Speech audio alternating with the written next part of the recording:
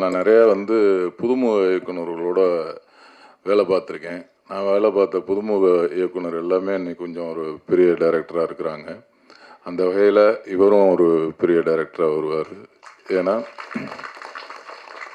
எல்லாருமே நான் ஒரு பசங்களாக இருக்கட்டும், கலவாணியாக இருக்கட்டும், நிறைய படங்களில் எல்லாமே அவங்களோட வாழ்க்கையிலேருந்து சில விஷயங்களை, அவங்க அனுபவப்பட்ட விஷயங்களை இந்த படத்தில் அந்த ஹீரோ மேலே சொல்லியிருப்பாங்க.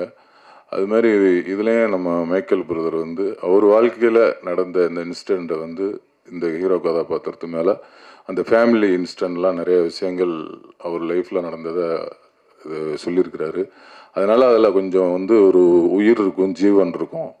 நம்ம பார்க்கும்போதும் நமக்கு அந்த இது உணர முடியும். அதனால் அவர் ஒரு இனிமேல் ஒரு பெரிய நல்ல டைரக்டருங்கிற ஒரு இடத்துக்கு கண்டிப்பாக வந்துடுவார். நிறைய படங்கள் பண்ணணும். அம்மா, ஏன்னா அவங்க குடும்பம் ரொம்ப அருமையான ஒரு அழகான குடும்பம். அவங்க ஃபேமிலியெலாம் ஷூட்டிங் ஸ்பாட்டுக்கு வருவாங்க. அம்மாவாக இருக்கட்டும், அவங்க சிஸ்டர்ஸ், அப்புறம் அவங்க ஒய்ஃபு, பசங்க எல்லாமே வந்தாங்கன்னா ஒரு ஒரு குடும்பம்னா ஒரு ஒரு கூட்டாக, ஒரு ஜாலியாக, அது ஒரு வித்தியாசமான ஒரு குடும்பமாக, ஒரு அன்பாக நல்லா இருக்குது. அவங்க குடும்பத்தை பார்க்குறது ரொம்ப பிடிக்குது. நல்ல அருமையான குடும்பம். இந்த குடும்பம் ரொம்ப சந்தோஷமாக இருக்கணும்னு இந்த நேரத்தில் இறைவனை வேண்டிக்கிறேன். அப்புறம் அந்த படத்தோட இசையமைப்பாளர் ரகுநந்தன் அண்ணன் அவர்கள், இது 4வது படம் எங்களுக்கு.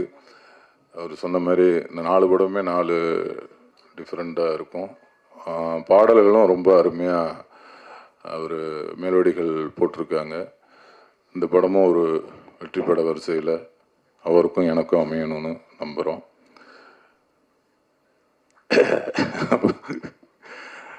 ரொம்ப நன்றி, இவ்வளோ நேரம் இருந்தீங்க. அப்புறம் நம்ம கருணாசனனும் நானும் ஒரு 15 வருஷம் பழக்கம். ஆனால் படமாக பண்ணது இதுதான் ஒரு 15 வருஷம் கழித்து இவ்வளோ அழுத்தமான ஒரு கேரக்டர் பண்ணணும் அப்படின்னு சொல்லி, அதுவும் ஒரு மைக்கேல் பிரதர் மூலியமாக வரணும்னு சொல்லி இத்தனை வருஷமாக காத்துனுக்கிறதா நினச்சிருக்கோம். ஏன்னா அந்தளவுக்கு ஒரு அழுத்தமான கேரக்டரு. ரொம்ப அண்ணனும் ரொம்ப எங்களுக்கு ஒரு ஃபஸ்ட்டு ஒரு நாள் 2 நாள் கொஞ்சம் அதை பிடிக்கிறதுக்கு ஒரு மாதிரி எனக்கு கொஞ்சம் இதாக இருந்தது. அப்புறம் 2-3 நாள் ஷூட்டிங் போனதுக்கப்புறம் அதுக்கப்புறம் தான் அந்த கேரக்டருக்குள்ளே போக முடிஞ்சுது. ஃபஸ்ட் நாள் பார்த்திங்கன்னா நம்ம திருநெல்வேலியில் ஆம்புலன்ஸ்குள்ளே உட்கார வச்சிட்டாங்க. எனக்கு தான் க்ளோஸ் வைக்கிறாரு. கருணாசன்னே வரல, ரெடி ஆகிட்டுருக்கிறாரு. எனக்கு ஃபஸ்ட்டு கேமரா வச்சுட்டாங்க. வச்சோன்னே ஓகே, இங்கிட்டு பாருங்கள் பிரதர், இங்கிட்டு பாருங்கள், இதுதான் இப்போ ஒரு அண்ணன் இதை பேசிகிட்டு இருக்காங்க. அப்படியா அப்படின்ட்டு நான் வழக்கம் போல் நம்ம நடிப்பை கொட்டணும்.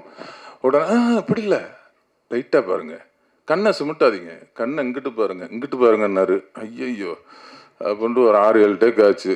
அப்புறம் கஷ்டப்பட்டு ஓகே பண்ணியாச்சு.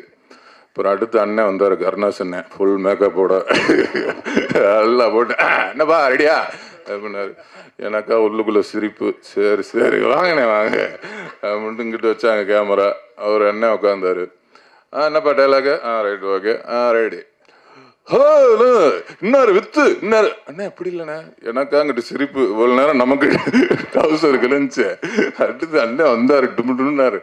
பார்த்து நான் அவர் அப்படியே இன்னொரு அப்படியே 3வது டேக்கில் அப்படியே என்னைய பார்த்தாரு. இப்போ தானே முடிச்சிருக்கேன் நான் அப்படின்னோடனே அப்புறம் அவர் வர 6-7 டேக் போனோம். என்னப்பா அது ரொம்ப இதாக இருக்காப்புல, நல்லா தானே பண்ணுறேன், என்ன ரொம்ப அப்படின்ட்டு. அப்புறம் போக நல்லா வரணும். ஆமாம், நல்லாத்தான் பண்ணுறேன்னு சொல்கிற மாதிரி பண்ணால் நல்லாத்தான் வரும். நமக்கு வர்றதானே தம்பி நம்ம பண்ண முடியும் இல்லை அப்படின்னாரு. இல்லைண்ணே, நல்லா தானே இருக்குது, பண்ணால் கொஞ்சம் நல்லா இருக்கும்ன்ட்டு.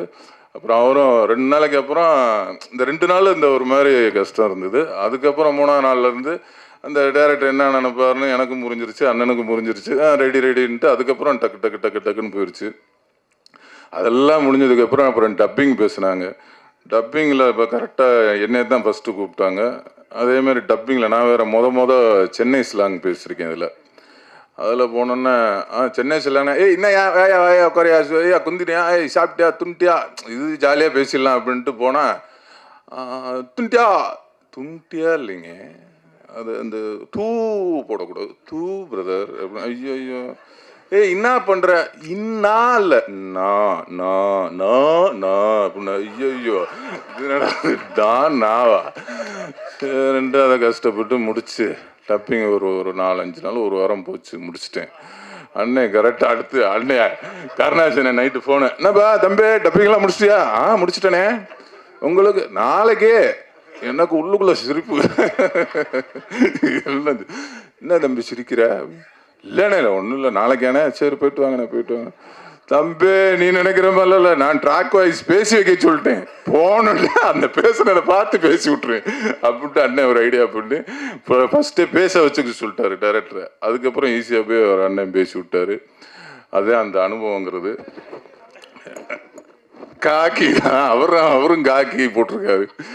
அதனால ரொம்ப இல்லை, அந்த அளவுக்கு ஒரு உன்னிப்பாக வேலை கூடிய ஒரு, ஏன்னா நம்ம இந்த மாதிரி படம் நடித்ததில்லை. நம்ம நடித்ததெல்லாம் வந்தியா போனியா அந்த மாதிரி தான் போயிட்டுருக்கு. இது கொஞ்சம் ஒரு 2 பேருமே, நானும் அண்ணனும் சரி, கொஞ்சம் ரொம்ப மெனக்கட்டு பண்ணியிருக்கோம். அந்த மெனக்கட்டு இது மைக்கேல் அவர்கள் எங்களுக்கு வேலை வாங்கியிருக்காரு. ஒரு நல்ல படம், இந்த மாதிரி ஒரு நல்ல படத்தை எடுத்த தயாரிப்பாளர்களுக்கும் இதில் வேலை செஞ்ச நம்ம கேமராமேன், எடிட்டர் சார் அவர்கள், அந்த கவிஞர் அவர்கள், அவங்க பாட்டு மட்டும் எழுதலை, ஸ்பாட்லேயே ரொம்ப சுறுசுறுப்பாக ஒர்க் பண்ணக்கூடியவங்களில் அவங்களும் ஒருத்தர். அதனால் இந்த படத்தில் வேலை செஞ்ச அனைத்து டெக்னீஷியர்கள், அனைத்து உதவி இயக்குநர்கள் எல்லாத்துக்கும் இந்த நேரத்தில் நன்றி சொல்லிக்கிறேன். அதேமாதிரி மேனேஜர் வெங்கட் அண்ணன், கண்ணண்ணன் எல்லாருமே ரொம்ப சப்போர்ட்டிவாக இருந்தாங்க. எல்லாருக்கும் இந்த நேரத்தில் நன்றி சொல்லிக்கிறேன். யாரையும் விட்டு போயிருந்தால் கூட மன்னிச்சுக்கோங்க. இந்த படத்தை நல்லபடியாக மக்கள்கிட்ட கொண்டு போய் சேர்த்து நல்லபடியாக எழுதணும் உங்கள் எல்லாத்தையும் வேண்டிக்கிறேன். நன்றி, வணக்கம்.